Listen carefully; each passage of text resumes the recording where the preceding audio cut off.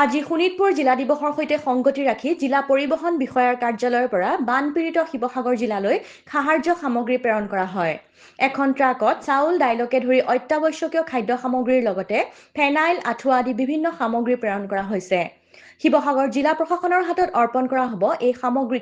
আজি district day হিচাপত আমাৰ শোণিতপুৰ জিলাৰ ডিষ্ট্ৰিক্ট ডে হিচাপত আমি বানপীড়িত ৰাইজলৈ শিৱসাগৰ জিলালৈকে আমি কিছু অনুদান তথা বয়বস্তু আমি পঠিয়াবলৈ আজি সক্ষম হৈছিলোঁ আৰু এতিয়া এইমাত্ৰ ডিচি ছাৰ আহি এইখিনি অকণমান গাড়ীখন চুই দিলে।